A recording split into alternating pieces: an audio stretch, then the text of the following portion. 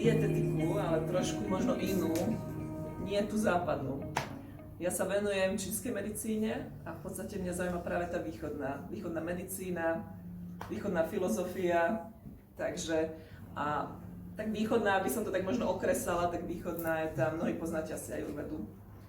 A takisto je potom čínska medicína. Oni majú veľa spoločného. V podstate vždy sa pozerajú na človeka ako na celok. Vždy sa pozerajú, že problém nám vychádza z nejakého koreňa, ktorý sa snažia nájsť.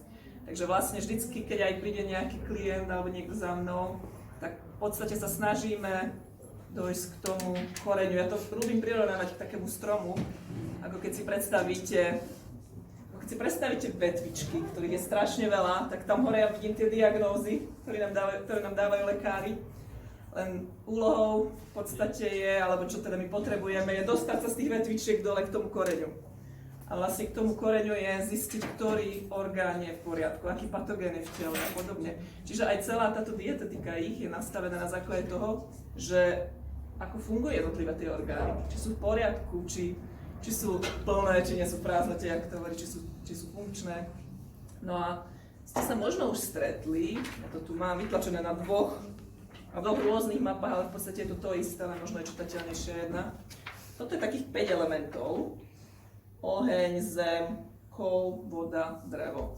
V podstate oni majú celý tento princíp nastavený na základe toho, že pod každým z týchto elementy nie je úplne najsprávnejšie slovo, len ak to prekladajú, už niekde môžete čítať prvky, niekde elementy. Nie je to úplne šťastný preklad, ale v podstate pod každým z týchto, ja to teda budem volať elementov, sa nachádzajú orgány a vždycky je jeden dutý orgán a jeden plný orgán. Čiže ak by sme išli od tej zeme, teda od toho dreva, tak v dreve máme pečeň a žlčník. Pečeň ako plný, žlčník ako dutý orgán. Čiže yin a yang. Yang je vždycky ten dutý. Potom tu máme oheň. Tam je v podstate, oni rozlišujú 4 až orgány, lebo je prednebeský oheň a poznebeský. To prednebeské a poznebeské zase rozlišujú. Táto strana prednebeská, čiže čo sa vyvíjalo v brúšku ešte predtým, jak sme sa narodili. Poznebeské, čo sa vyvíjalo potom, ako sme sa narodili. Čiže budete to vidieť pekne na tých orgánoch. Čiže srdiečko, tenké črevo. Srdiečko v podstate nám bylo už, keď sa boli v brúšku u maminky. No a to poznebeské je perikard a trojitý ohrievač. To sú orgány, s ktorými naša medicína... Perikard áno, s tým robia, to je ako obal srdca. Trojitý ohrievač, s tým sa až tak nepracuje, lebo je to orgán, ktorý nemá formu fyzickú. Je to energetický orgán, ale riadi nám komplet metabolické procesy v tele, či už vody, či už stravy. Potom tam máme zem, kde zem je veľmi dôležitá z hľadiska dietetiky, o tom si budeme dneska hovoriť. Pod zemou máme slezinku a žalúdok. Keďže hovoríme, že sú to postnatálne orgány, začína sa to spúšťať vlastne po narodení, keď začíname papať. Potom máme kol, kde máme hrubé črevo a pľúcka. Opäť postnatálne, takže opäť sa to spúšťa až po narodení. No a keďže tu sme mali tú čiaročku, ešte som k tomu prenatálnemu mala dať obličke, močový mechúr, čo je v rámci čínskej medicíny veľmi dôležitá časť, lebo oni hovoria, že v obličkách my máme uloženú našu esenciu, našu sviečku života, by sa to dalo krásne prirovnať, volajú to, že ting. Čiže oni v podstate hovoria, že my sme dostali od rodičov určitú sviečku, každý dostal nejakú veľkú. Ona si postupne horí, až kým dohorí, tak končí život. Ale to, ako rýchlo horí, vieme my ovplyvniť našim životným štýlom, našim stravovaním, ako žijeme. Takže bohužiaľ dnešný životný štýl je taký, že my tú sviečku, ako keby sme jej prilievali trošku, aby rýchlejšie horela. Takže tá sa aj dosť ťažko doplňa, ale teda z hľadiska dietetiky obličky sú veľmi dôležité ako prenatálna výživa. A slezina, žalúdok, zase o nich budeme hovoriť, ako postnatálna výživa. Prečo slezina a žalúdok? V našej medicíne tá slezinka je trošku taká podceňovaná. Oni sa na slezinu pozerajú, že je to energetický orgán, čiže žalúdok, ako ten jangový orgán, ako mech, ktorý to spracuje fyzicky. Ale slezina má potom na starosť vyťahnuť z toho energetiku. Ak nefunguje v poriadku, tak darmo si my dáme aj možno kvalitnú stravu, ale v podstate to telo nevyužije. A my vlastne žijeme z toho, čo zjeme a čo dýchame. To je to, čím my vieme vyživiť nás. Čiže preto sú na východe aj tie dýchacie cvičenia také dôležité. A plus teda strava. Takže teraz si zoberme, že my si dáme raňajky. Oni hovoria, že máme orgánové hodiny. Raňajky by mali byť medzi 7 a 9, keď je najsilnejší žalúdok. Čiže vtedy energia žalúdka je taká silná, že pekne to vie spracovať. Od 7 do 9 by sme si mali dať raňajky a potom od tej 9 do 11 prichádza slezina, ktorá s tým začne pracovať energeticky. Ona to spracuje a zároveň sa to spája s energiou dýchu a to vyživuje tú našu postnatálnu esenciu. A ak my kvalitne vyživíme postnatál, nemusí telo toľko siahať do toho prenatálu. Preto som spomínala tú sviečku života, že je dôležitá. Ak sa my zameriame, nebudeme jesť sumarinky a zároveň nepôjdeme furt na doraz, lebo ten životný štýl, že ideme od nevidím do nevidím, opäť len siahame do toho prenatálu, opäť len stiahujeme z tej sviečky. Čiže, ale ak strahu si nastavíme, tak aspoň tomu teličku dáme, že nemusíš toľko siahať do toho prenatálu, tu máš aspoň niečo kvalitné, čo ti dám.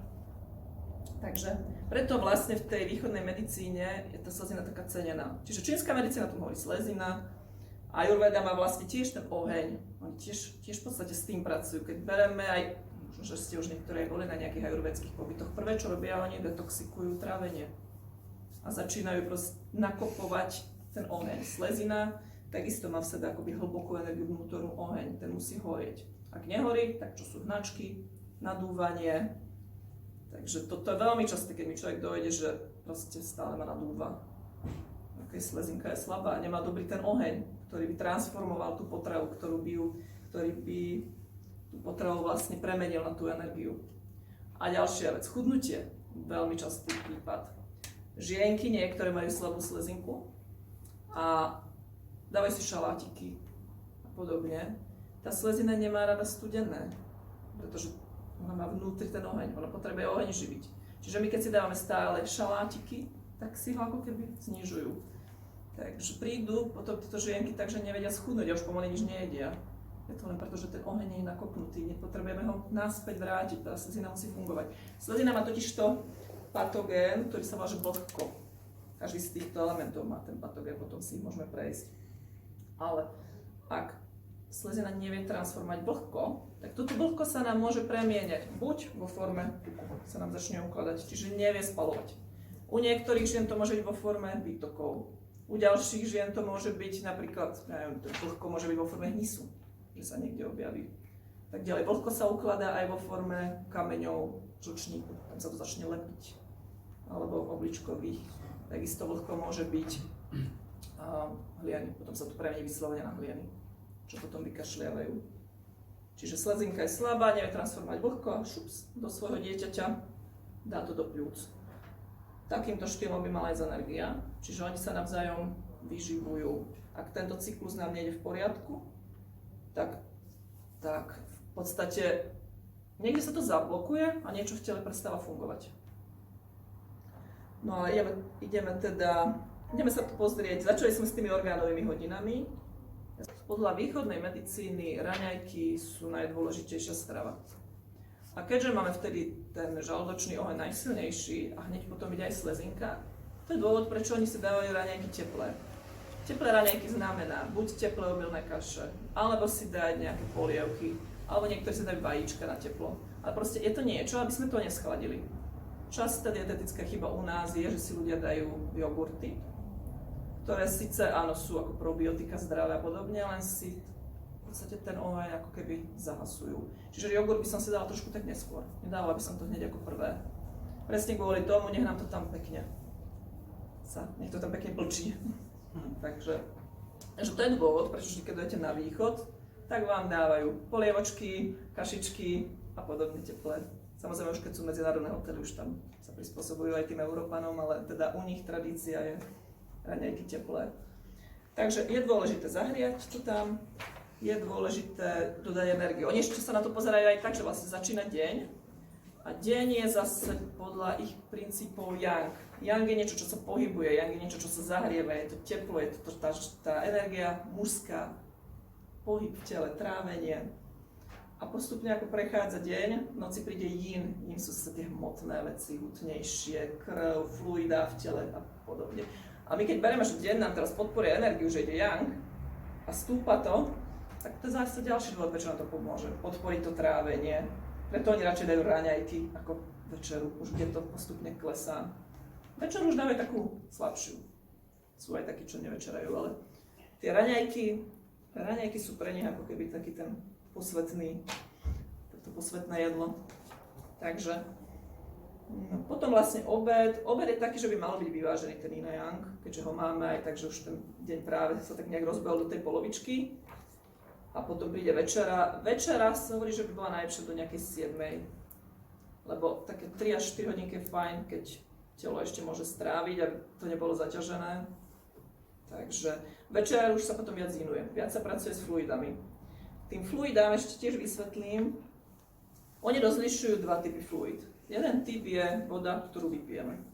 Ktorú treba, čo o tom v podstate nemusíme ani hovoriť, ale za hodinku to vycikáme. Čiže použije to telo na tú aktuálnu potrebu, lenže voda, ktorú potrebujú práve tie obličky, o ktorých sme sa tu bavili, je voda zapracovaná do stravy. Čiže ak my naparíme zeleninku, alebo si dáme vývary dlhovarené, polievky, alebo si dáme proste na šťave niečo spravené. Aj tie kaše, oni sa varia vo vode, alebo sa môžu variť v rastlinných mliekach. Natiahnu to do seba, oni to dokonca varia, niektoré kaše ešte aj celú noc, volá sa to, že kaše čou. Čiže oni si večer zapnú a ráno vypínajú, alebo niekedy ešte aj dlhšie. Sú to kaše, ktoré, keď je niekto po operáciách, po ťažkých ochoreniach, dajú oveľa viac vody. Napríklad rýžovú kašu zvykneme robiť, dá sa rýža, dá sa tam aj 10-násobok vody a nechá sa variť, prebublávať celú noc. Tá rýža to krásne do seba nasiakne a tieto fluidá sú fluidá, ktoré telo postupne bude vyťahovať v tenkom čreve. Čiže neprejdú takto za hodinku von a z toho sa začnú vyživovať tekutiny v tele, krv, fluida, obličky, keďže obličky sú voda. Čiže toto je niečo, ako dokážeme zase tú prenatálnu esenciu nejak podporovať, dokážeme vyživiť tam ten spodok, to spodné, ten chladič, keďže vlastne obličky sú voda. Takže preto tie fluidá oni rozlišujú ako keby v tých dvoch formách. Takže potrebujeme piť, samozrejme, lebo potrebujeme aktuálnu potrebu, ja vždy hovorím také 2,5 až 4 litre vody, ale voda zapracovaná v potrave je pre nich ako keby gro. Keď ste mali možnosť niekedy vidieť tie východné taniere, oni ich majú také pestré, majú tam všetkých 5 chutí. Pretože každému z týchto orgánov prislúcha chuť. Máme tu chuť v podstate sladkú, čo je u nás ako keby najobľúbenejšie, ale musím upozorniť, že sladká chuť pre ich ponímaní je chuť, keď rozriznete obilné zrno alebo rozriznete mrkvu. To je sladká chuť, ktorá balansuje zem. Ako náhle je tá sladká chuť extrémne, čiže ide už do toho, čo máme dneska, presladených vecí, zem dáva do nerovnováhy. Takže preto mnohí ľudia dneska v dnešnej spoločnosti tú slezinku, keď je pozeráme cez púdzovú diagnostiku, majú slabú. Čiže keď chceme my vyvážiť orgány zeme, ktoré sú tak dôležité, čo sme si vlastne hovorili, je dôležité s tou sladkou chuťou, áno, potrebujeme tú sladkú chuť, ale vyvážene. Nepotrebujeme to preháňať nejakých extrémnych teraz šláčkových tortách, dezertoch, keksíko, sladkostiach a podobne. Ak má človek nutkanie, čo veľakrát býva, že musím si dať nejakú tyčinku, lebo to už nevydržím, to je signál toho, že slezina nie je v poriadku. Takto nám telo komunikuje, že nie je to v rovnováhe. Vtedy v podstate je fajn, keď sa vynechá na takých asi 10 až 14 dní cukor, úplne sa nám zmenia chute. Tam to treba vydržať, lebo naozaj, keď už človek má takéto, ja poviem, že baženie po sladkom, tak to už je jasný signál toho, že proste tam už tá rovnováha nie je. To už asi aj sami cítite, ako keby bol už závislý od toho. Dobre, takže to máme tu sladkú chuť, kov, čiže ľudské hrubé črevo, balansuje štiplavá pikantná chuť. Treba povedať, že jemne pikantná chuť. Opäť, keď sa dostávame do extrémov, tak zase sa dostávame do nerovnováhy. Čiže jemne pikantné, áno, ale už keď to ide do extrémov, tak si to tam blokneme a vyhadzujeme zbytočne oheň a vysušujeme. Kov má patogén sucha, tu sme hovorili, že je patogén vlhka, kov má patogén sucha, čiže to štiplavé vidíme, ako to dokáže vysušiť, keď to už preženieme. Potom máme bodlo, čiže tie obličky, močový mechúr, tak tam je patogén chlad. Čiže chlad, keď sme sa bavili o tých šalátoch a podobne, budeme si hovoriť aj o termike stravy. My vlastne v rámci stravy dokážeme príjmať a vyvažovať termiku. Robíme to aj podľa tých ročných období. Čiže ak máme teraz leto, aj keď už pomaličky nám začína jeseň, tak my môžeme viac ich chladiť. Čiže oni tú stravu mali trošku prispôsobenú aj tým ročným obdobiam. Čiže v lete ideme do jemne chladivých, v zime ideme do zahrievajúcich. Povieme si k ročným obdobiam opäť viac. Čiže tá voda, ľad, vinky, močový mechúr a chuť slaná. Čiže zase trošku slanej balansuje, prehnanie nám to dáva do nerovnováhy. Drevo, čo je pečeň a žlčník, tak tam je balančná chuť kyslá.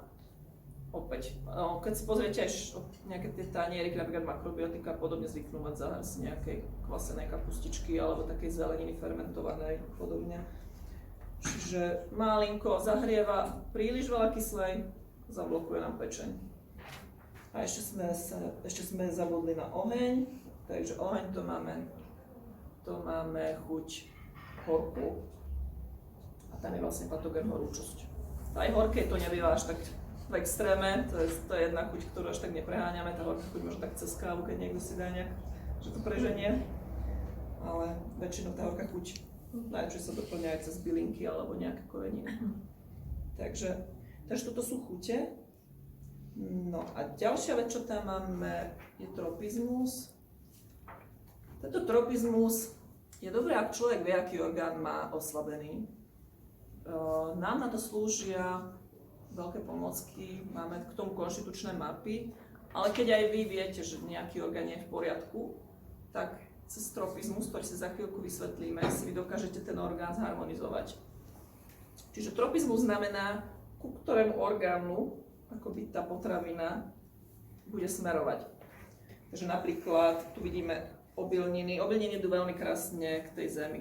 Obilniny by mali tvoriť tak približne 50 až 60% toho nášho denného jedálnička, keby sme si mali pozrieť, ako to vyzerá. Takže ak chceme balansovať slezinku a žalúdok, je fajn si dávať obilniny. Rýža, jačmenné krúpy, slzovka, mnohí z vás zase slzovku ani nepoznajú. Slzovka je tiež obilnina, ktorá vyzerá to ako fazulky, ale je to obilnina, ktorá veľmi pekne harmonizuje práve tú slezinu a dokáže to vlhko, ktoré sme si hovorili, transformovať. Takže ak vieme, že nám nefunguje to trávenie, odporúčam zaradiť obilniny. Potom máme tam rôzne zeleniny, ktoré nám balansujú práve slezinu. Sú to zeleniny, ktoré majú takú žltú, oranžovú farbu. Aj tu vlastne vidíte tie farby, ktoré nám to balansujú. Takže kľudne si pozrite mrkvičky, batáty, teraz idú tekvice, práve pôjde krásne obdobie na balansovanie tejto zeme. Tak. Spomínala som vám jednu konštitučnú mapu.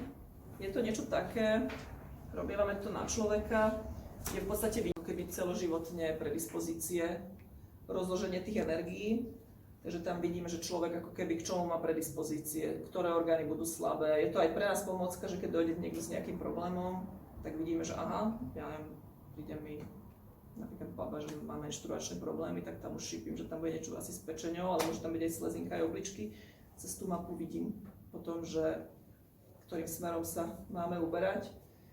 A tuto vidíme aj predispozíciu k patogénom, čo sme sa bavili. Takže na základe tohto vieme tú dietetiku úplne ako keby zašipiť na toho človeka. Že vidím, že napríklad táto pani, ktorú tu mám teraz, je obličkový typ a dole má pečeň, čiže bivola, tak vidím, že postupne tie obličky budú slabnúť, budeme dávať potraviny, ktoré nám budú posilňovať ako keby ten spodok.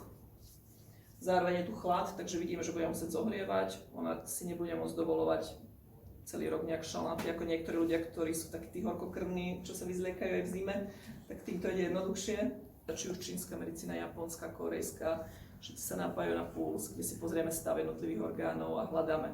Tak ako som napríklad dala príklad pani s menzesom, buď silné krvácenie, vynechávanie menzesu a podobne, pozrieme puls a vidíme, že pečenie je v poriadku. To je ten koreň. Ako sme si hovorili, že jej dajú diagnózu a pozrieme si a máme tam pečeň. Tak to môžeme dať napríklad diagnózy migrén. Migrény môžu byť spôsobené veľkým množstvom. Môžu to byť migrény, čo sú na boku, napríklad žlčníkové. Potom môžu byť migrény z bloknutia pečene. To sú také vo vnútri, keď to pichá, alebo za očami, alebo močový mechúr. Tu nám ide dráha močového mechúra. Takže to sú zase ďalšie. Potom môže byť žalúdočné, to môže byť aj so zvracaním. Tak ďalej. Čiže úplne sa pristupuje inak týmto ľuďom. Kým naša medicína migrény rieši rovnako, potláča to, aby nebola hlava, tak my musíme riešiť ten koreň. Takže, ale keď vieme, orgány, ktoré sú oslabené, vieme pekne zacieliť. Avšak, čo sa dá spraviť, ak neviete, ktoré orgány sú oslabené, a to vlastne sa budú snažiť aj tuto v rámci reštaurácie, variť to tak na základe toho neutrálu. Pretože ak dáme do neutrálu, tak v podstate to balančné aj pre tých, čo potrebujú chladiť, aj pre tých, čo potrebujú zohrievať. Dobre, bavili sme sa vlastne o tých chutiach. Ja hovorím vždycky, že malo by byť všetkých 5 chutí. Na tom tanieri, ak vieme, že niektorý organizm je oslabenejší, môžete to trošku vyvažovať. Keď zoberieme našich predkov, tak čo to pali? Mali melóny v zime, pomaranče, banány v zime a podobne? Nie, nemali. Ja vždy hovorím, že rastie nám to, čo potrebujeme v danú sezónu. Keď zoberieme už len tie melóny, a keď už som teda tie spomenula, pomaranče, banány a tak ďalej, tak oni majú povahu veľmi chladnú. Teraz zoberme, že ide zima a tak ako príroda sa uzatvára, vťahuje sa, pomalinky ide ako keby spinkať, naše telo robí vlastne to isté. Naše telo sa snaží udržiavať teplo vo vnútri. Teraz my keď si dávame takéto chladivé veci, dáme si melón, ktorý možno že aj cítite sami, keď si dáte, že jak je horúce, jak nás dobre ochladí. Alebo dáme si uhorku v zime, rečiny sú veľmi chladivé a tak ďalej, čo je veľmi bežné, pomaranče, mandarinky, tak v podstate my ideme proti tej energii. My to chceme, príroda to chce akoby zatvoriť, udržať a my si teraz dáme tieto chladivé, tak vlastne robíme všetko proti tomu. Takže nie som veľmi zástanca tropického ovocia v zime, aj keď viem, že na Mikuláša je to u nás tradícia. Biznis to tak doniesol, tak sa to u nás zvyklo a už to tak nejak zahaklo do tých našich tradícií. V zime určite by som dávala jemne zahrievajúce neutrál až jemne zahrievajúce. Maximálne ľudia, ktorí sú majú nejaké zápaly alebo majú nejak veľa horúčostí, tak vtedy sa dáva viacej tých chladivých vecí. Tam môžeme vidieť napríklad rávko, je veľmi dneska populárne, čo je surová strava. Surová strava fajn, ja ju beriem aj teraz v lete, nech je, ale ak si to dajú v zime a dajú to takým, napríklad príklad môj dievčaťa, ktorý prišiel ku mne, tenučka, bledučka, zimomrivá kočka, prišla a jedla ráv a chodia do fitka. V podstate tieto veci, či ne, stratila menzes na 2 roky. Tak sa schladila, že proste, čo sme začali robiť, povedal som jej, ráno kaše, teplé, zahrievať, várené, všetko surové vynechaj. Museli sme zahrievať stredné ohnisko a naštartovať naspäť oheň sleziny. Takže ja hovorím, že rávko je super, ale nie pre každého. Východná dietetika nie je stanovená tak, že wow, úžasný jeden princíp a funguje pre všetkých. Toto nie je. Vždycky berú individualitu. Ak vieme, že my máme nejaké zápalové procesy v tele, alebo vieme, že sme takí tí horkokrvnejší, tak my zvládneme to ráv. A mnohí vlastne, ktorí vyvinuli toto ráv, oni aj mali zdravotné problémy, ktoré v podstate naozaj im to pomohlo. Lebo sa krásne chladili. Keď je tam ten zápal a blčí tam tá horúčosť, no je to super. Ale nie je to pre každého. Presne ako sme videli na príklade tejto dievčiny, ktorá teda ku mne chodila. Takže ak je niekto zimomrivý, určite by som nedávala v zime surovú zeleninku, alebo teda tieto pomaranče a tak ďalej. Pomaranče nám rastú v tropických krajinách, kde je teplo, je to tam super, keď to odšťavia, vypijeme, aj skladili sme sa super. Takže tam by som to aj nechala. A teraz v lete, OK, dajme si. Hoci leto, aj to leto už teraz práve nám začína sa prelamovať na jeseň. Oni hovoria, že vždycky nám niečo štartuje, tú prírodu. Prirovnávajú to ako keby k ladičke. Najkrajšie to je vidieť, jak nám to prechádza zo zimy na jar. Všetko spí a zrazu sa začne prebúdzať. Prečo? Oni hovoria, že je tam niečo, tam začne vlastne tá energia toho dreva, lebo jar je vlastne drevo, čiže na jar si môžeme dávať viacej kyslej chutí, dávame si viacej zelené, už nám to aj prirodzene chutná.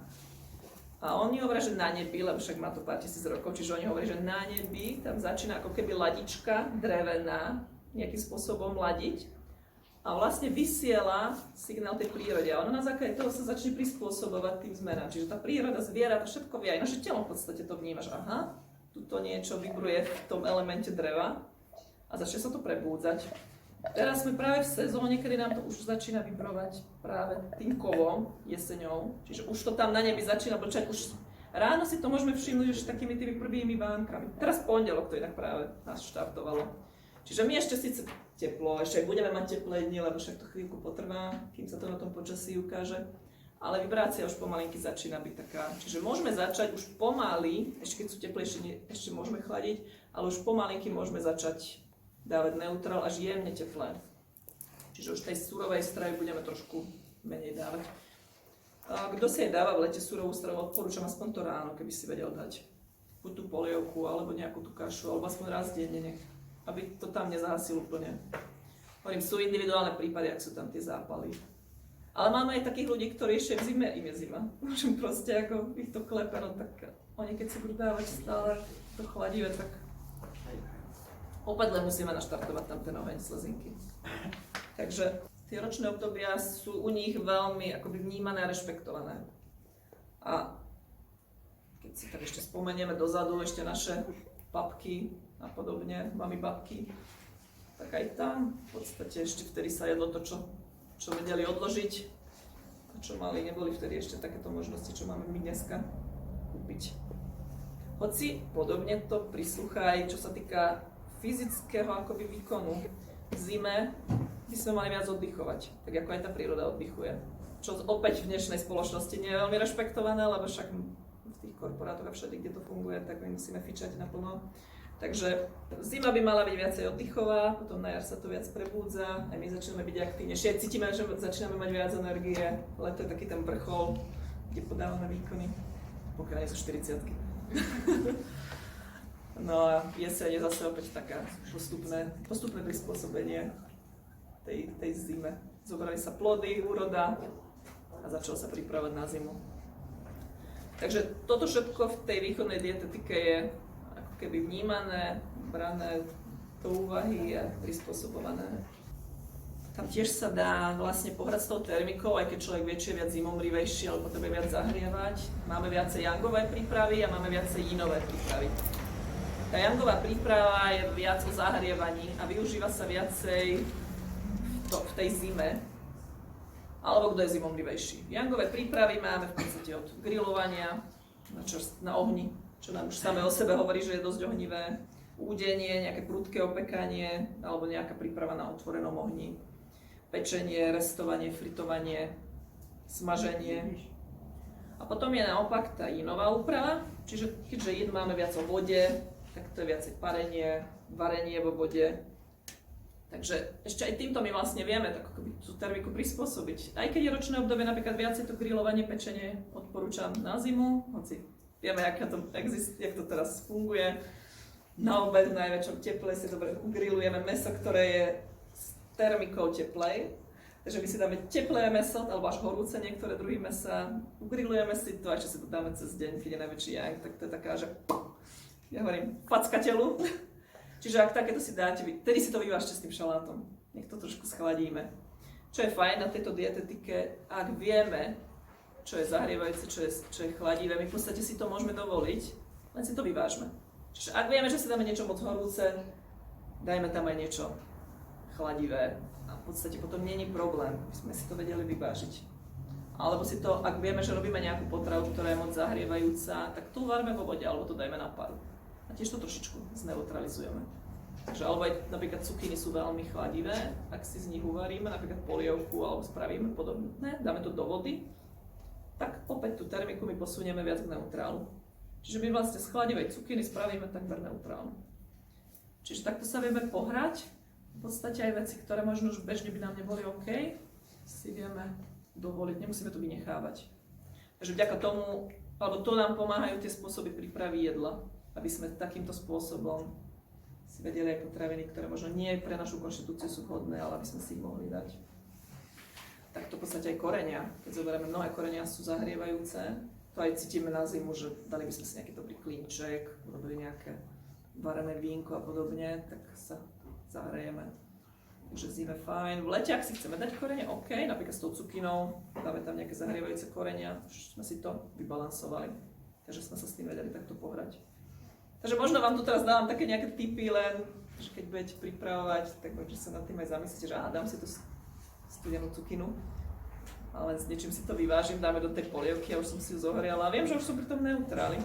Ten neutrál je najideálnejší, je naozaj, tým nedáme do nerovnováhy nič ani nikoho. Takže je to najvhodnejšia príprava. Čo sa týka mäsa, ešte k tomu poviem aj ja. Opäť, niektoré konštitúcie majú radšej mäso a sú mäsožravejšie. Niektoré konštitúcie to mäso až tak nepotrebujú, alebo sú úplne vegetariáni. My to krásne vidíme v tej mape, že kto je aká konštitúcia. Ale pozrieme sa takých možno 20 rokov, 30 rokov dozadu. Mäso sme mali možno v nedeľu, bolo vzácnosťou. Tá evolúcia nejde tak rýchlo, aby sme sa prispôsobovali na dennodenné jedenie mäsa.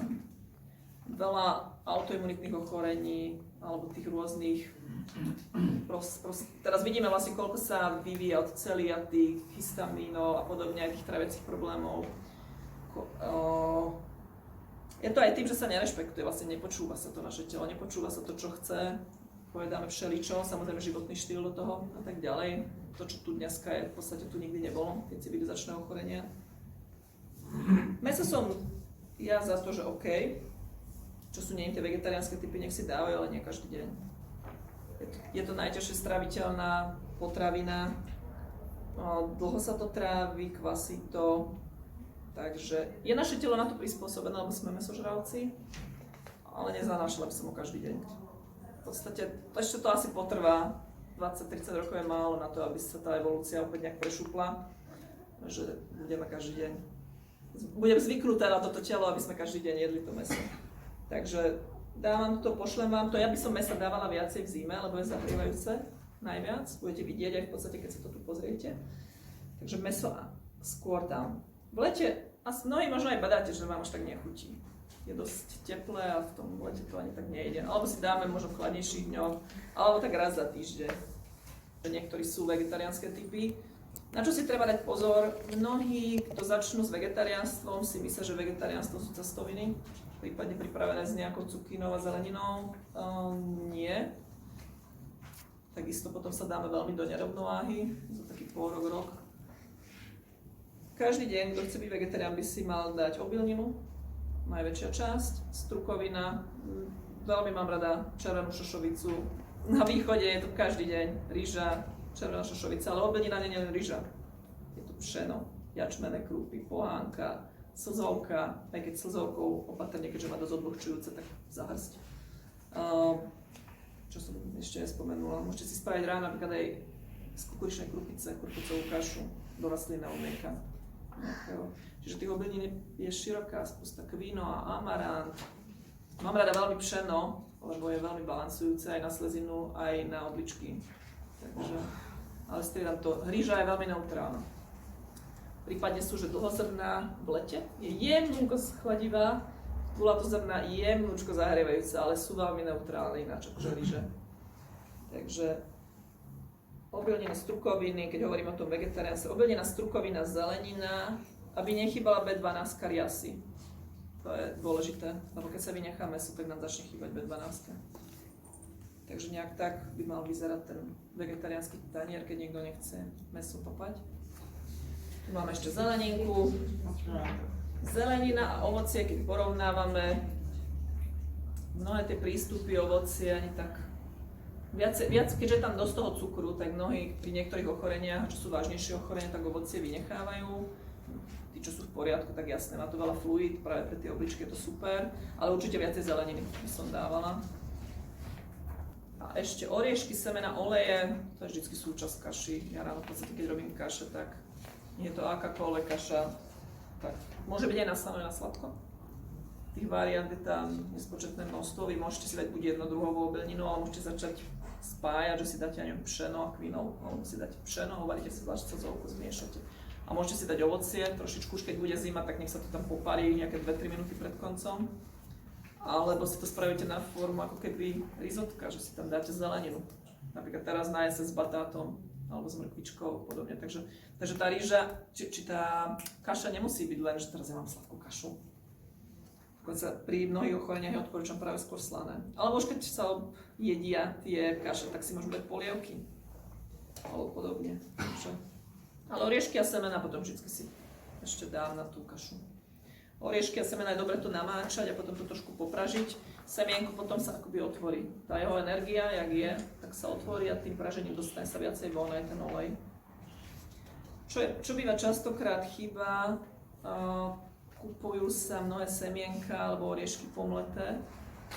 Napríklad ľanové, s tým sa veľmi často stretávam. Keď sa pomelie semienko a vyjde odtiaľ ten olej, on začne oxidovať. Tak ako keď vidíte jablko. Nakrájate jablko, začne hneď hnúť. To isté robia semená, len to nevidíme, lebo sú v podstate jedné. Čiže ja viem, že je najlepšie pomleto na čerstvo. Alebo už keď pomeleme nejaké semená, napríklad na jar sa ľúbi dávať pestrec mariánsky na harmonizáciu pečenia. Pomelme si na 3 až 5 dní, dajme to do skleného pohárika, dajme to do chladničky. Za lyžičku ráno vypijeme s vodou, krásne harmonizuje pečeň. Ale potom si pomelme nové, nech nám to tam neoxiduje. Ale viem, že pre pohodlie sa predávajú v podstate pomleté semená.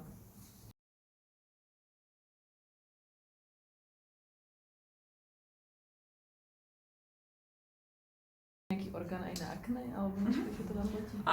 Akné máme aj v patogéne. Tam veľmi často býva horúčosť a vlhko. Lebo akné býva ako keby zápal a to vlhko, ten hnis, to je vlastne to. Takže tam by trvalo čistiť pečeň veľmi často a práve tú slezinku najčastejšie. Všetko to má spolu. Všetko to má súvis. Ono keď sa to začne balansovať, vy vlastne to stravou, ak si začnete balansovať, vy dáte do poriadku tých 5 prvkov, ono sa to krásne zrazu začne upravovať. Jak aj chodia ľudia aj napríklad na ihličky, tak začneme len balansovať vlastne. Stačí nám puls oka, cítime na pulze krásne, že aha, pečeň nám nefunguje dobre, alebo slezina. Postupne balansujeme, prípadne dáme nejaké bylinky a tí ľudia potom prídu, že ja som ti zabudla povedať, aj prišli s migrénami a že ja som ti zabudla povedať, že som mala krče počas menzesu a mne to zmizlo. No zmizlo, lebo pečeň nám tlačila do hlavy, jak to tam rašilo, napríklad tá horúčosť. Ale zároveň pečeňový meridian nám ide rovno cez tie ženské orgány, aj keď tam ide ešte aj slezina a obličky, takže nie len pečeň, ale veľmi často tá pečeň býva. Takže, alebo im povedia, že zmizli mi alergie. Ja som tento rok nemala alergiu, alebo takéto. Čiže ak si my začneme krásne tých 5 prvkov harmonizovať, my ideme vlastne od koreňa. Čiže my neriešime tie vetvičky. My riešime ten koreň, tie orgány, ktoré majú akoby na starosti tie veci. Keď som spomenula pečeň má sama od seba na starosť, od filtrovania krvi. Ona má na starosť celkovo, aby sa to tam hýbalo, transformovanie. Ona čistí, takže čistenie, tu ma ale napadlo dobrú otázku, oni čistia nielen to hmotné, ale aj tie emócie. Čínska medicína v podstate má emócie priradené ku každému z týchto 5 elementov. Napríklad hnev, frustrácia je práve tá pečeň, alebo také tie výbuchy. Zároveň aj stres. Ak má človek veľa stresu, blokuje si pečeň. Veľmi veľa ľudí dneska má pečeň v nerovnováhe. A kto to má už veľmi v nerovnováhe, zisťuje to v noci medzi 1:03, kedy nevie spať. Zobudí sa, hlasí sa pečeň. To sú tie orgánové hodiny, čo vám tu kolujú. Veľmi často pečeň musíme harmonizovať. Ďalšie emócie, strach, ide na obličky. Potom máme smutok, ľudská. A zem je také premýšľanie, že si stále ako keby dokola, neviem, presne som taký zaciklený, že už tí ľudia hovoria, že neviem vypnúť hlavu. Ako keby, tak to nám zase oslabuje zem. Je zaujímavé, že keď vlastne pracujeme aj s emóciami, lebo niekedy dojdú ľudia, že majú práve tie emočné problémy, že nedojdú s fyzickými, ale emočnými. Začneme balansovať tieto orgány, oni sa začnú cítiť fajn. A zase s tými emóciami, ono je to také vice versa, tie emócie vlastne nám to dávajú do nerovnováhy, ale aj keď je ten orgán nerovnováhe, my tie emócie môžeme mať. Takže preto je dobré ako keby balansovať to od toho koreňa. Vtedy sa ten človek začne cítiť tak inak. Samozrejme, nie je to otázka možno jedného napichnutia alebo jedného nejakého obeda, ale naozaj je to možno taká zmena životného štýlu alebo aj nejaké také pravidelné návštevy. Takže ešte teda k tej pečeni, keď som ju spomenula, tie emócie sa nám delia, ale pečeň, keďže je filtračka, možno to tak ľudovo nazvať, že filtračka, tak ona vlastne všetky tie emócie ako keby aj prefiltrováva, takže ona to tak schytáva za všetkých. Potom sa nám to ešte podeli na tie orgány. Veľmi často bolo teraz vnímať, ak bol COVID, veľa strachov. Ten strach sa nám postupne začal zmotňovať, pribudli obličkové kamene a podobné veci, takže tam to bolo vnímať. ten strach, smutky, no. Smutky zase cítiť krásne na pulze, že tie pľúcka nám nejdu tak pekne, ak by mali. Pľúca majú na starosť ako keby rozfiltrovanie vody v tele.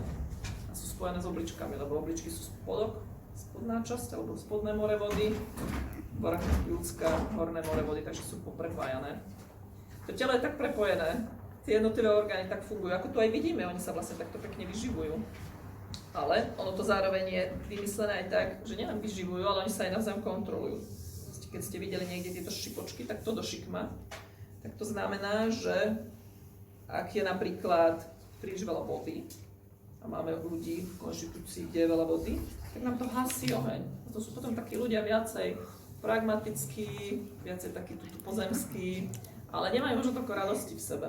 Sú takí viac taký vážnejšia tvár, menej sa usmievajú. Zase oheň je tá radostivosť. To je také, keď je to ako keby nerovnováhe, tak to sú také tie manické už rehoty. Tam som aj zabudla povedať, preto mohli tú emóciu. Čo možno najmenej vidieť.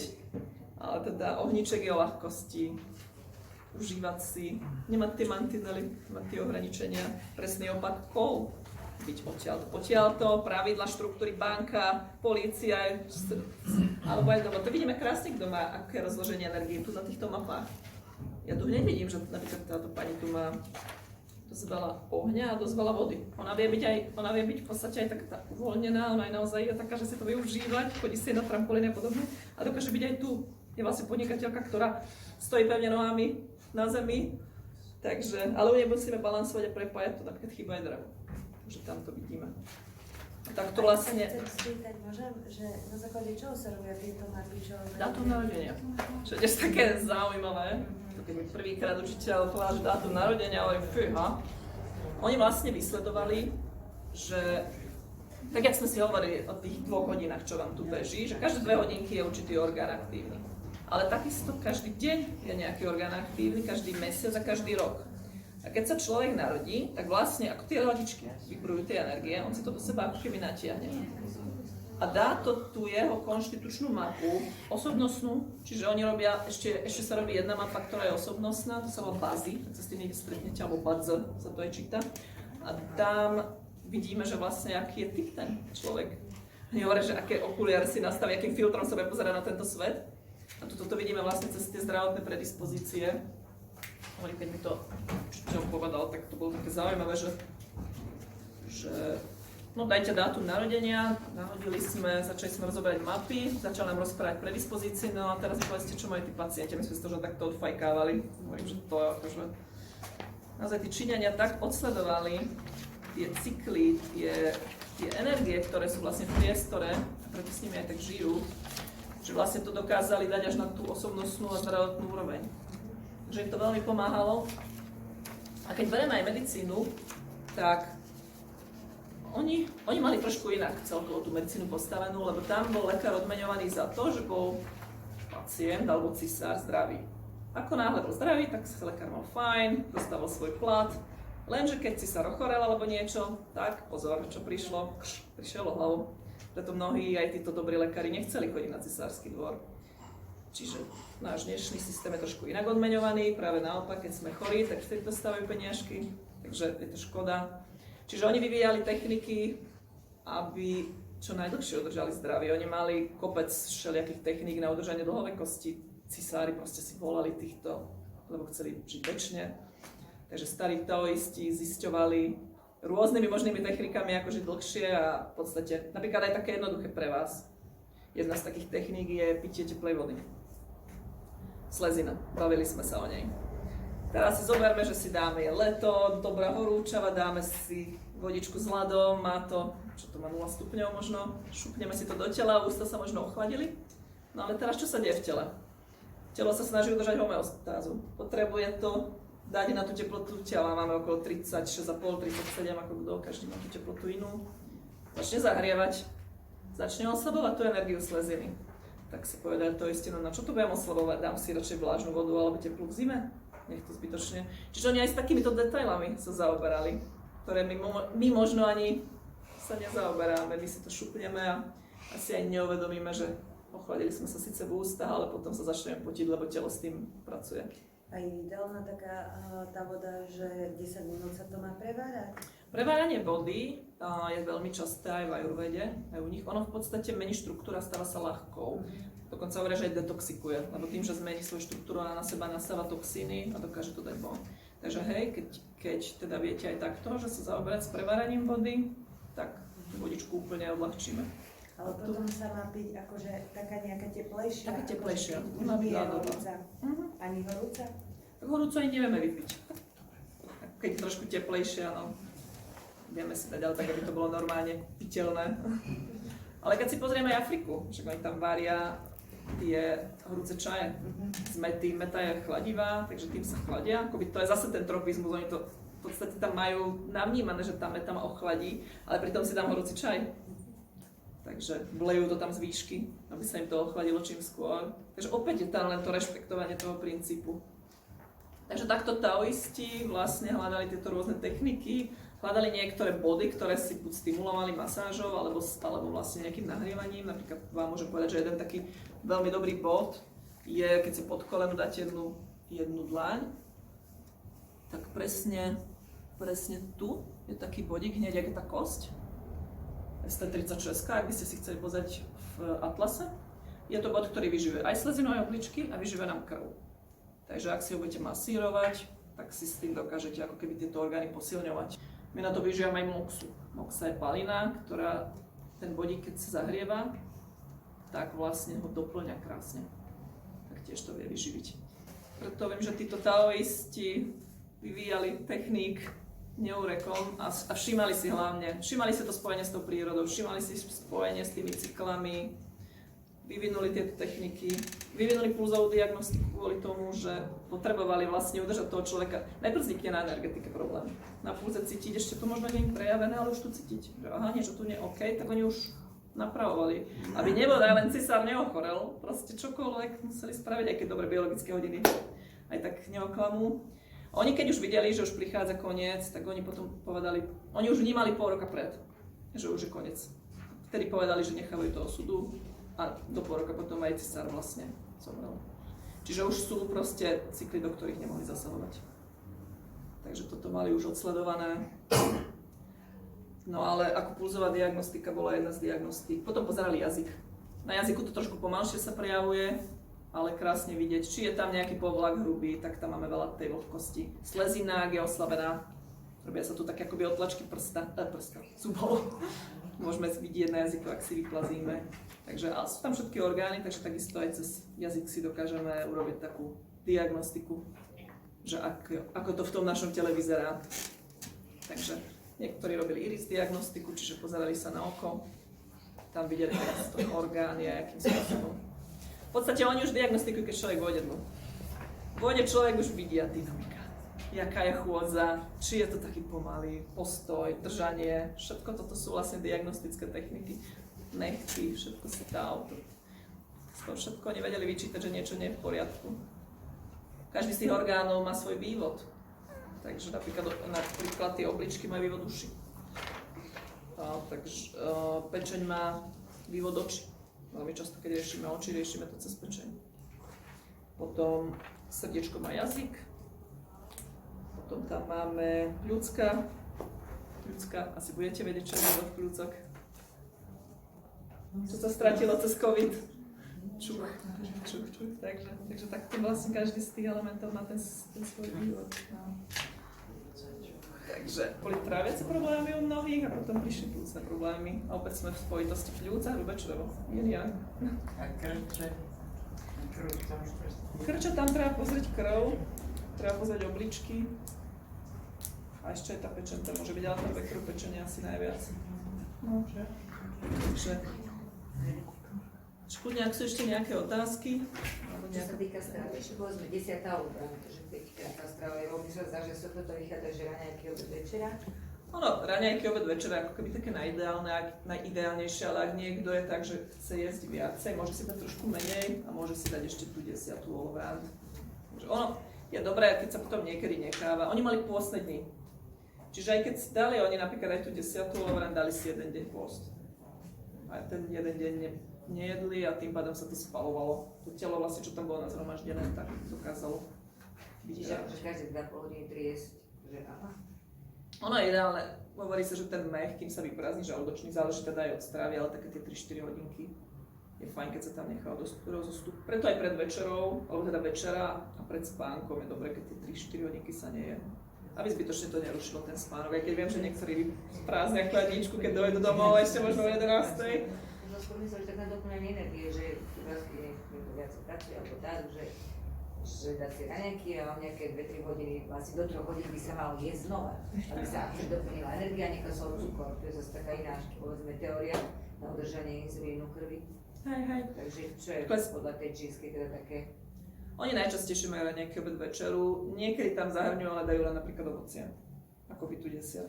Alebo takže len také drobné, ale nemajú to. Niektorí si dajú len raňajky, obed, večeru. Alebo niektoré, napríklad, čo sú aj teraz prerušované posty, je to celkom fajn. Ale oni robia prerušované posty, nie raňajky vynechajú, ale večeru vynechajú. To si dajú raňajky, obed a potom si dajú až ďalšie raňajky. A tam sa to krásne zatiaľ vytrávi, telo môže spalovať aj to, čo je tam navyše. Takže ten pôst u nich ako zohrával dosť dôležitú úlohu. Aj na jar sa častokrát robia pôsty očistné. Hej. Takže Ešte sa chcem spýtať na kávu. Kedy je najideálnejšie? Áno, kávu si treba znať. káva, keďže je to stimulant, a akýkoľvek stimulant vlastne musí od niekiaľ zobrať, aby niekde dal. Čiže Do obeda? Či tak oni nie sú moc za kávu, ale už keď, tak jedenkrát za deň dajme do obeda. Medzi 11 a 1 srdiečko, tak tam by som to nedávala, lebo tam v podstate práve tá energia ide. Ale káva sa hovorí, že zoberie z obličiek, aby nastimulovalo srdce. Takže dobre, nie je to, teraz neviem, aké zobratie, jasné sú to úplne drobunké, takže keď sa dá jedna káva za deň budíš, aj keď naša učiteľka dietetiky vždy hovorí, že fajn, keď sa s klientmi dostanete tak na 2 kávy týždenne, ale no, aspoň tak teda jedna káva denne dobre. Ale už tí, čo majú 5-6 káv a podobne, tak to už je také dosť drsné. Turecka sa už nepije vôbec, to aspoň ja vôbec, ale nepije granulované. Ono to aj vysušuje fluida, tá káva. To studené chladom alebo také, to nie. A zároveň, čo je, keď sme sa bavili o tých chutiach, káva má horkú chuť. A horká chuť sťahuje dole. Ešte aj ten smer tých chutí je rôzny. Horká chuť ide dole, takže mnohí po káve preto idú na toaletu. Takže to som, myslím, že aj nedával kolovať, to mám skôr tuto. Ja tu mám taký návrh dietetického, ale aspoň tu vám to ukážem. Neviem, čo tu bude vidieť. V podstate tá ostrá chuť, ona ide von. Má takýto efekt rozplýhlý. Kyslá chuť sťahuje dnu. Kyslá chuť je super využiť ju, keď máme škaredé počasie, alebo idete medzi ľudí, aby ste si dali trošku kyslého, napríklad šipkový čaj, aby sa stiahli pory a buď vás vonku neofúklo, alebo ste neochoreli, alebo ideme v zime sa ľúbi chodiť do wellnessu, do saun. My sa tam pekne pootvárame, pory sú roztvorené, potom sa vyjde von, ofúkne nás a začíname byť chorí. Alebo teraz v lete sú potvárané pory, lebo máme teplo a dáme si klímu, fúkne nás a už nám stuhne šia a podobne. Takže kyslú chuť odporúčam napríklad, keď idete do sauny, zobrať si šipkový čaj alebo niečo také jemne kyslasté a na konci vypiť, zavrú sa pory a môžeme pekne výjsť von, čiže sa tým chránime. Čiže kyslá chuť ide dovnútra, horkú chuť sme hovorili, že ide dole a slaná chuť je taká zaujímavá, ona ide dole, ale ide tak akoby, nie úplne ako kyslá, že koš. Nestiahne to úplne.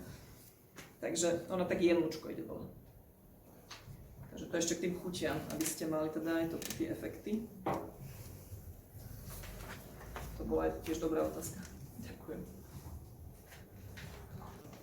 Niekedy odporúčajú, že predtým ako človek začne ráno jesť, je dobré dať do žalúdka, neviem, teplú vodu, hej, že začať s tým teplá voda, niekto s citrónom, niekto s medom a potom počkať, ja neviem, 15-20 minút, až potom začínať jesť, že aký je tiež super otázka, ďakujem za ňu. Teplá voda, áno. Bavili sme sa, prečo ráno teplé. Je tam tá slezina, takže v podstate zase len rešpektujeme ten princíp teplého. Keď sa do toho dá citrón, tak citrón je vlastne aj rozhýbavač, takže trošičku nám pomôže aj tú zablokovanú slezinku. Niektorí sa pýtajú, že či v zime dať citrón, lebo je chladivý. Keď sa dá pár kvápiek, OK, to nie je až také chladenie. je veľmi zimomrivý, tak nech si dá potom niečo iné. Alebo čo je veľmi odporúčané, ume ocot. Neviem, či ste počuli o ume ocot. Robí sa to z ume boši sliviek a je to ocot, ktorý nám, keď sa dá za lyžičku do vody a vypije, má úžasne na tráviaci systém, ak sú zápaly v tráviacom systéme. Tak to veľmi pekne sťahuje. Zároveň má veľmi veľa probiotík, lebo tým, že vzniká kvasením tých umeboši sliviek, tak sú to vlastne prirodzené probiotika, takže automaticky napravíme črevnú mikroflóru.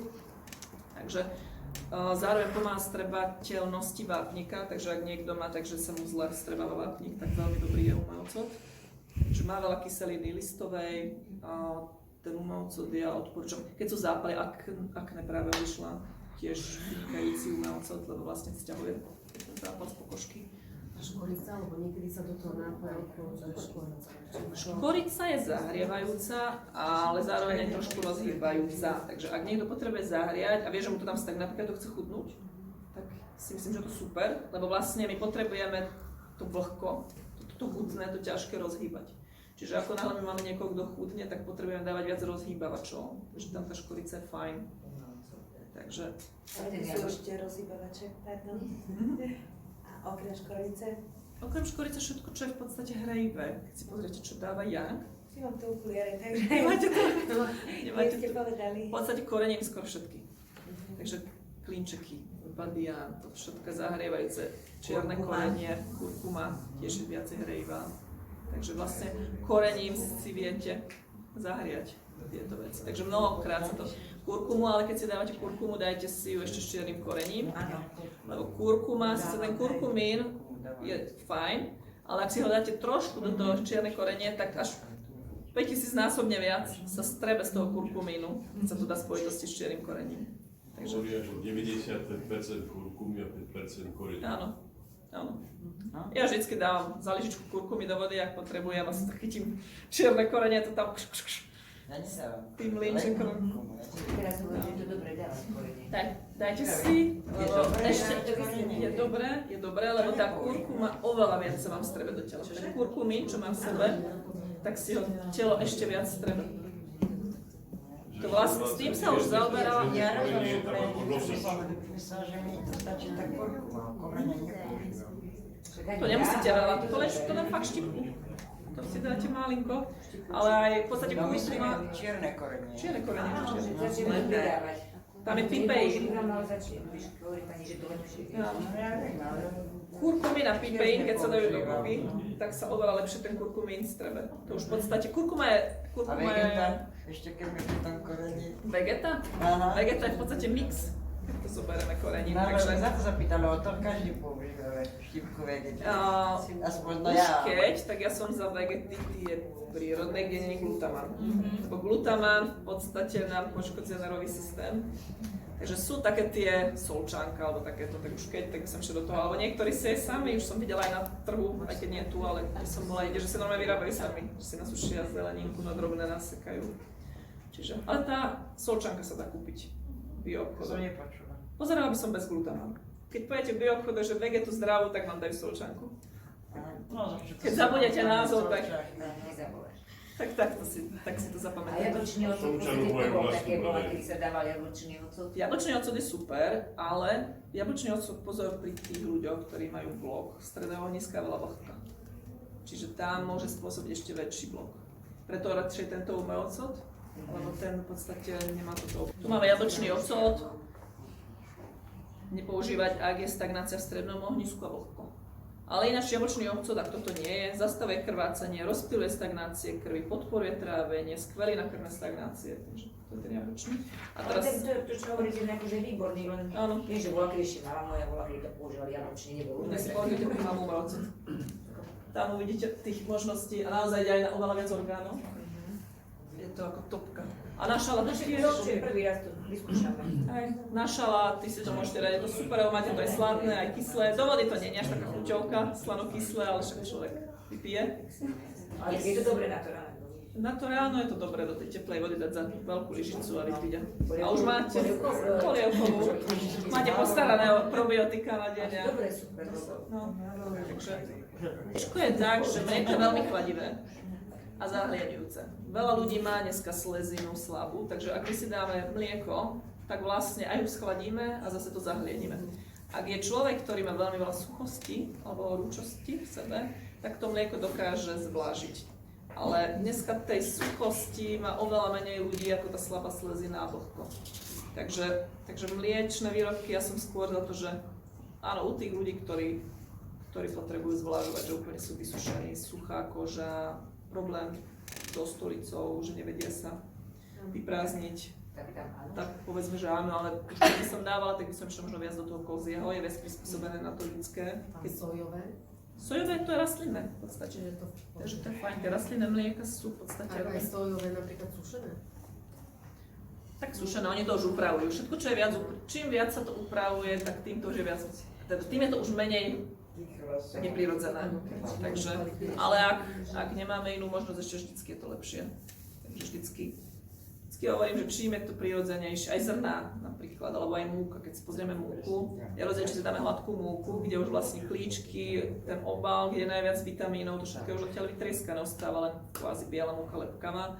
Kopec problémov tráviacich nastúpil vtedy, ako objavili bielu múku. Dovtedy v podstate neexistovali, lebo bola tam tá vláknina.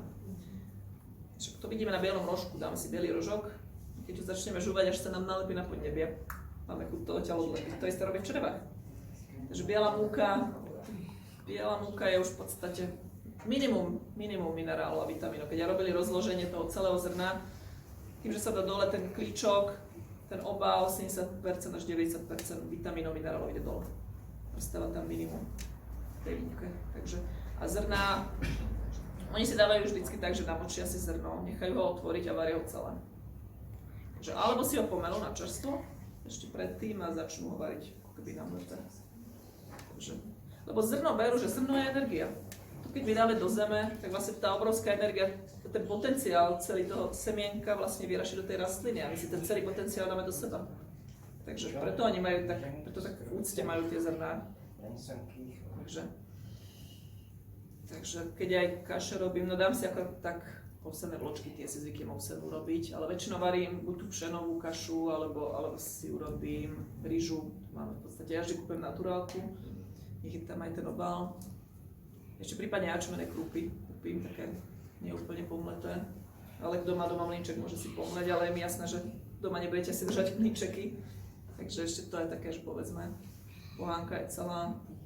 Krúpicu si ešte prípadne tú kukuričnú zvyknem robiť krupicové kaše ráno do rôznych rastlinných mliek.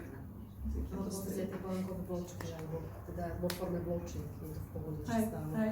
Ono v podstate to posekajú. Ešte vždy je to povedzme lepšie, ako keď tá biela múka už sa len vytrieska žužku. Tam totiž to neodstránia aj obal a odstránia aj klíčok. Tuto to len akoby posekajú na vločky. V podstate múku, tú hladku objavili na minulom storočí nejak 20-30 roky, myslím, že nejak tak to tam bolo.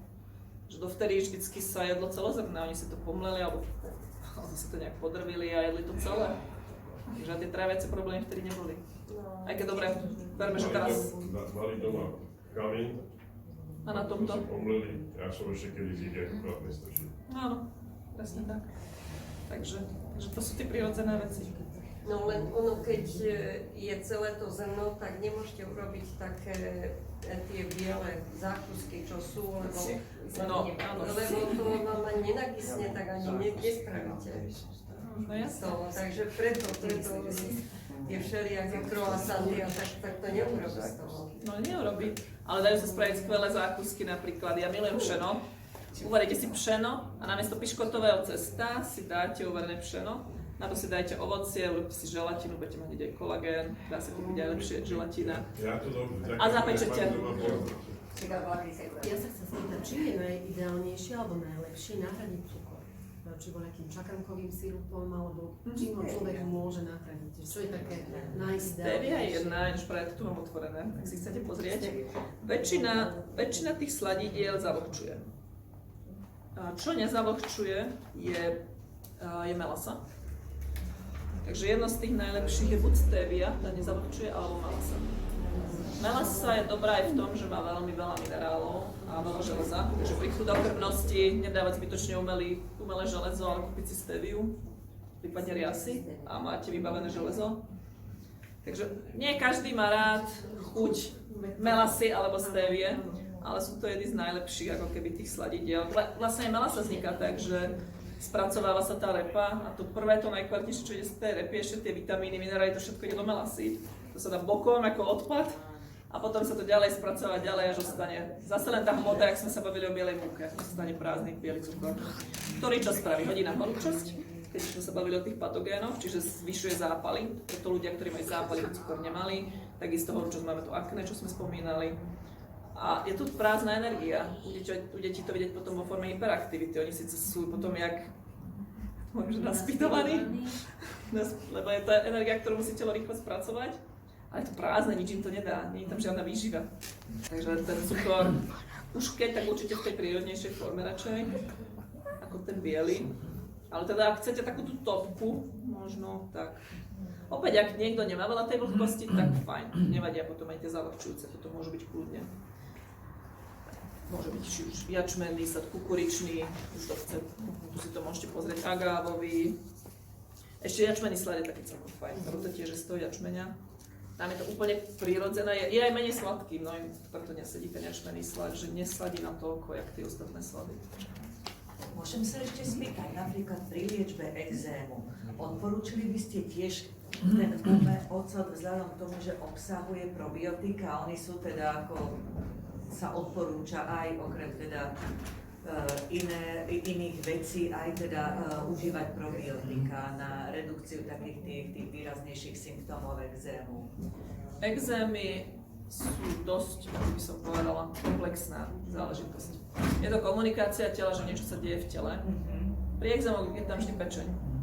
Ale potom tam môžu byť plúcka, obličky alebo slezina, treba to vyšetriť, lebo aj tie exémy sú rôzne druhy. A pri exémoch by som nedávala mäso. Jedna vec, a nedávala by som cukor a vynechala by som mlieko. 3 veci, ktoré sú také, čo tie exémy zhoršujú. Je tam v podstate zápalová reakcia cez tú pečeň. Takže ten umelcov by som dávala. Je fajn, lebo nám čistí tú horúčosť. Veľmi často, keď chytám pri exémoch puls, tak je dosť horúci. Takže tam je potrebné čistiť. A tam by som určite nasadila tú dietu, kde sa dáva strukovina, obilnina, zelenina, veľa parenej zeleniny. Pretože tým, že to naparíme, my vlastne tú horúčosť čistíme. Plus nejaké plus. V podstate exémy je téma, ktorú ak človek poctivo chytí stravu, tak dokáže si to pekne eliminovať.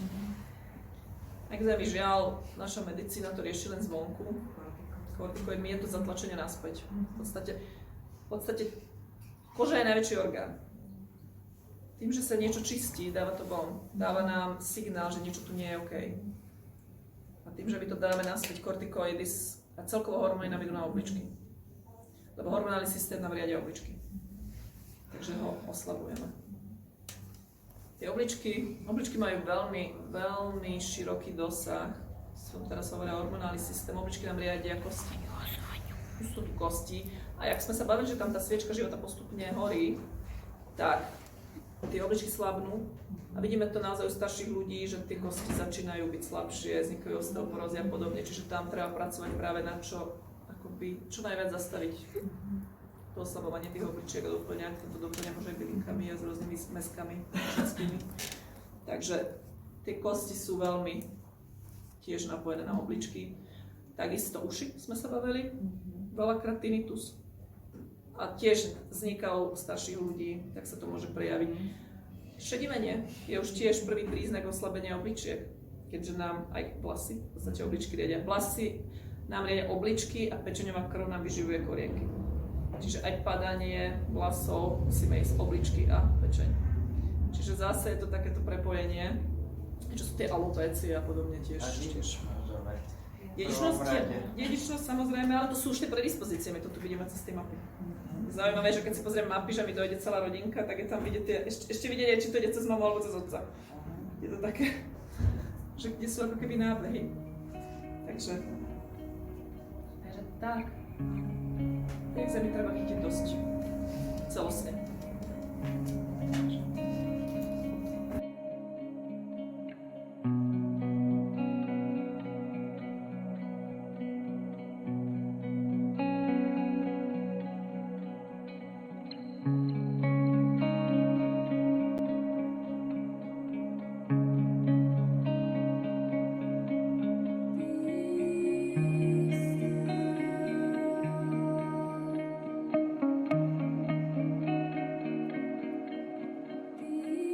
Thank